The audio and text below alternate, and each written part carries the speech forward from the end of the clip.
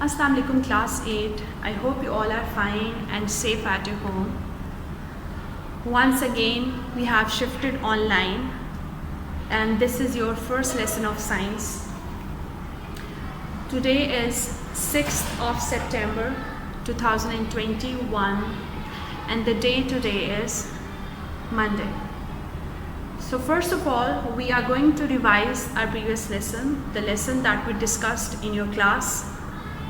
And then we'll talk about our today's lesson, and in our today's lesson we are definitely going to start a new chapter. So I'm very excited to learn new things. Are you? You must be excited as well. So let's revise our previous lesson, and that actually says about physical quantities.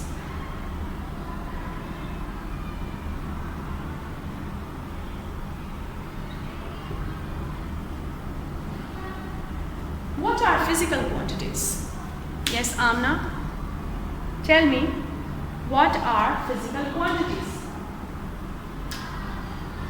Yes, you are right. Physical quantities are the one that can be measured. Now what I am trying to say, give me an example. Very good. If I say that this piece of paper is 1 meter long. Okay, so here I am mentioning its measurement, and that is its length. So I am talking about its length. Okay, so you see that we have a value that is called as its magnitude, and we have a unit. So physical quantities can be completely measured with the help of a magnitude and unit. Let's take another example. If I say that I am coming in class in 5 seconds, so that is a measurement of very good time, and I am saying 5 seconds. So 5 is a magnitude and second is a unit here. Got it? 5 is a magnitude and second is a unit. So again we say that this is a physical quantity. What are physical quantities? Physical quantities are actually those which can be measured with the help of magnitude and direction. We need a magnitude and a direction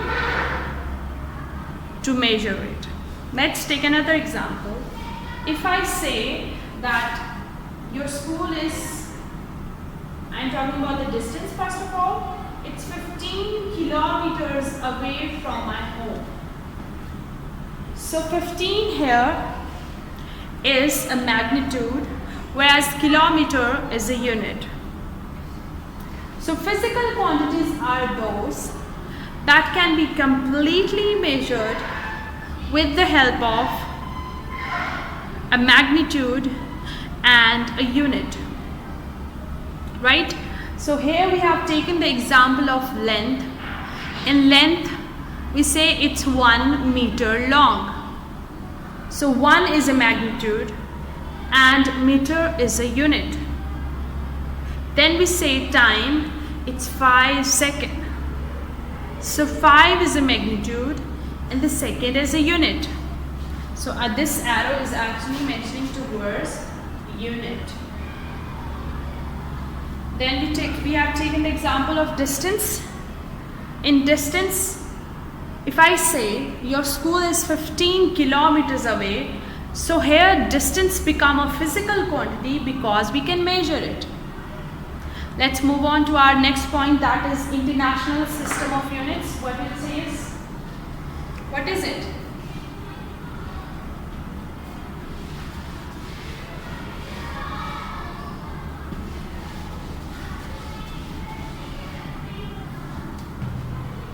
Yes? International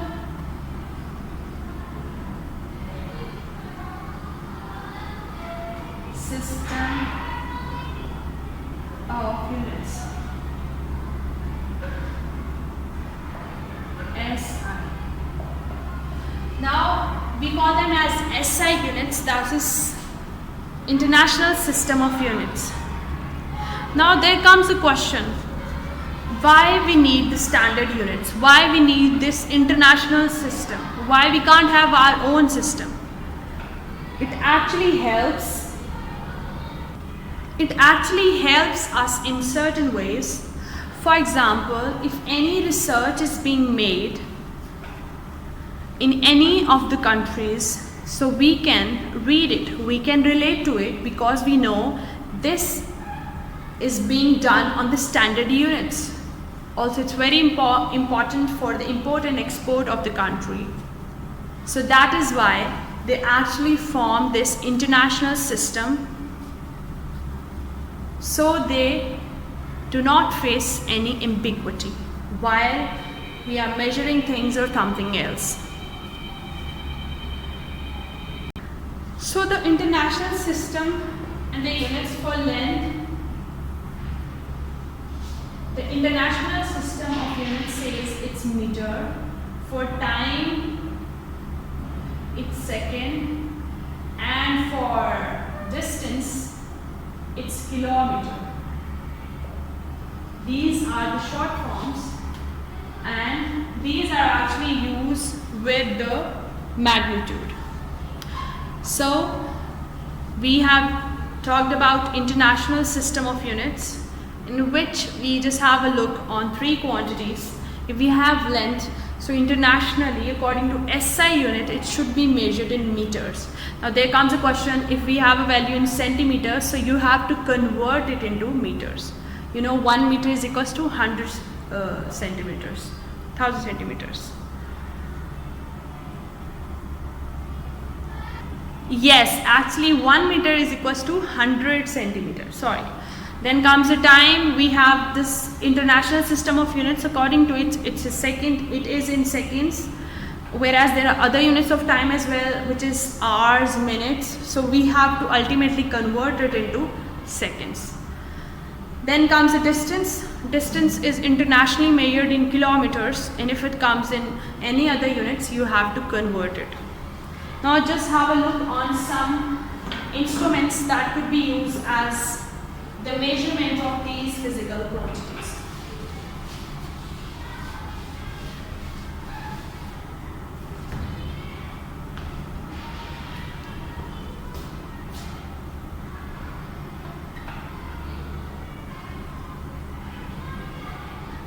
I'll show you the instruments that you can use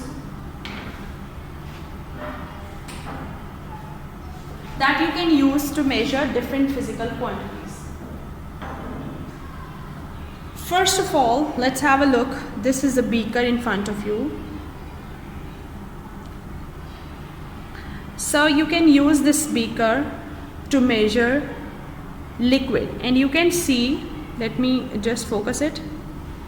Yes, you can see the labels on it. It's for 50 ml maximum you can measure from it.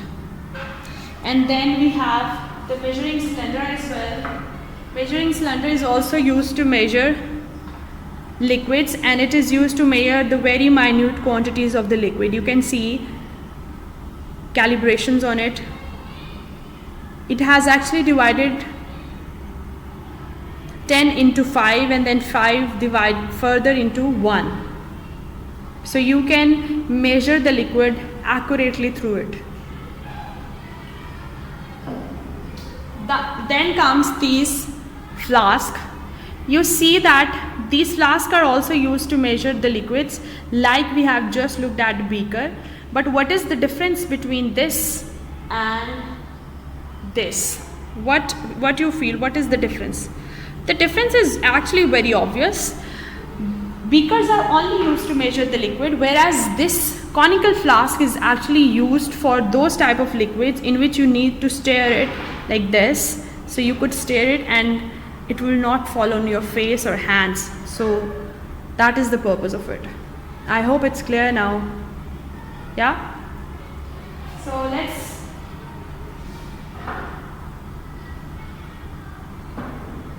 let's move on to our today's lesson and today's topic.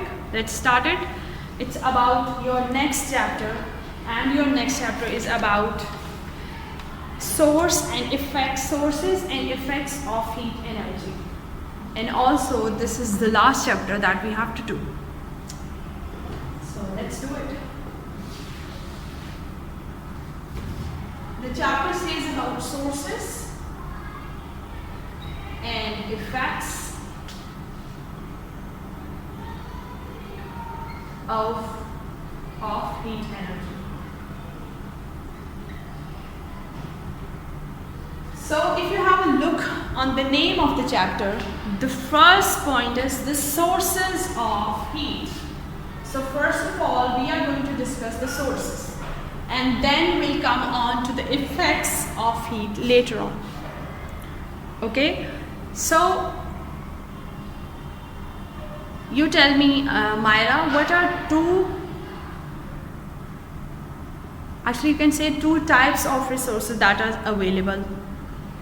We can actually divide them broadly into two types. Yes, very good. We can call them as renewable resource, and yes, this is renewable and then non-renewable.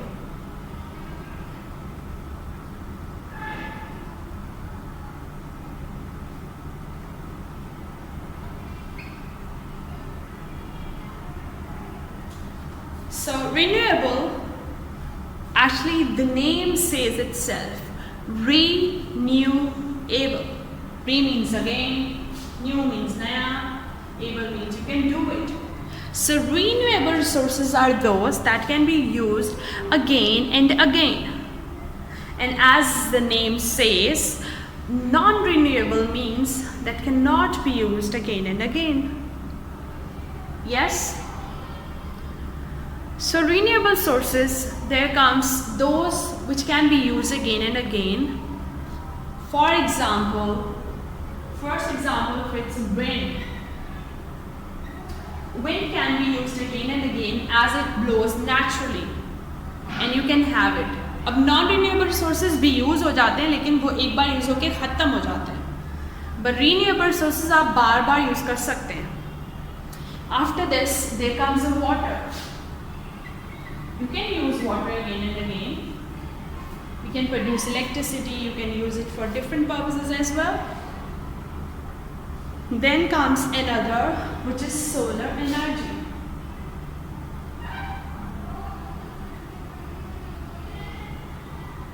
Solar energy can also be used again and again. Yes.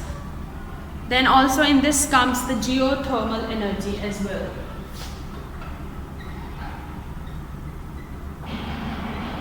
Geo means earth, thermal means heat. So the energy that is produced from the earth, that can also be used again and again. So it can also be called as renewable energy because it is being produced. Then comes non-renewable resources. First of all, there comes coal. And from the coal we get the petroleum products. Petrol and stuff. The products related to petrol. Coal actually, once it's burnt, it can't be used again and again. Same goes for the fossil fuels.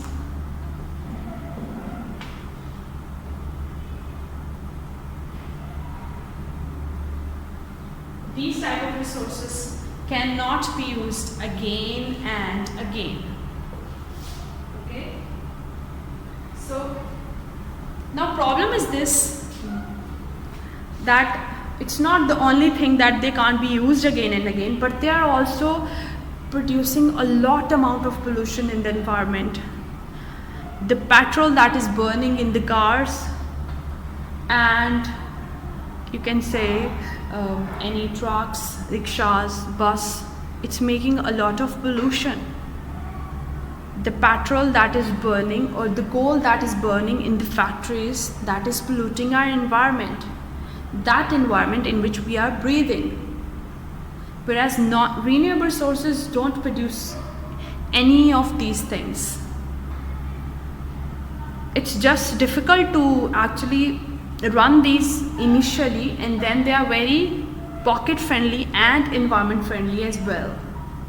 If you have a look, that wind will not produce any pollution, same goes for water and solar energy. Now if you install solar panels at your home, what kind of pollution? No pollution.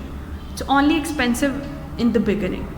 So we should shift towards renewable sources for our better future and a clean environment.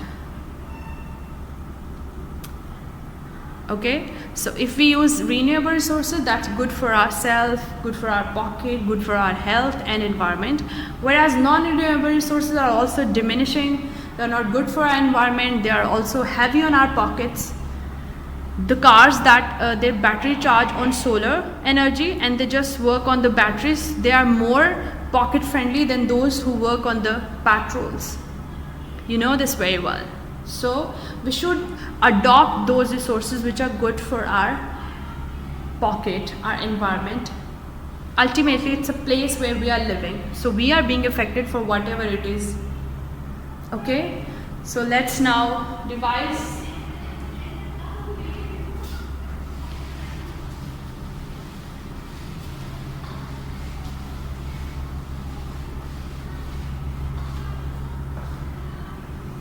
So students, let's revise our today's lesson.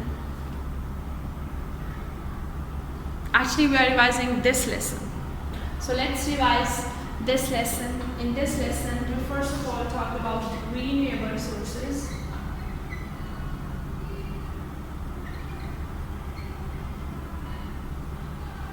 Now, renewable resources, as I just mentioned, they can be used again and again. हम इनको बार बार use कर सकते हैं. And here we have taken the example of, let me focus it, yeah. Here we have taken the example of wind, water, solar energy broadly. And we just talked about this, that they produce no pollution. There is no pollution out of it. There is no pollution out of them, right? Whereas we also talked about, yes, they are a bit heavy on your pocket in the start when you just, you can say, installing the system. But once you have done it, it's very good, it's pocket friendly, it's environment friendly, and there's no pollution as well. Whereas when we talk about non-renewable resources,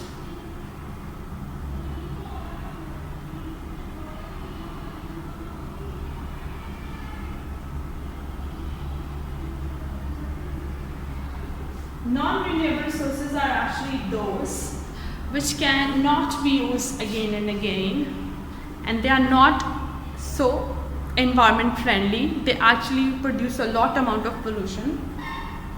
We have taken the example of fossil fuel, coal in this, and all the petrochemicals are actually coming from the coal, and they are producing a lot pollution. So we should shift our uses and daily life routines towards renewable resources. So we could also save our environment, we could make it pollution free, and also it will be very light on our pockets as well. So in this way, if we use renewable sources, we are helping ourselves, we are helping our environment, and ultimately it's a place where we're living. If it's polluted, we are going to be affected. Our health are going to be affected out of it. If we are breathing in the air that has dangerous substance like carbon monoxide, which is coming out of the coal burning, so it will affect our lungs. So ultimately the cycle comes down to us. So we have to use renewable resources. Okay?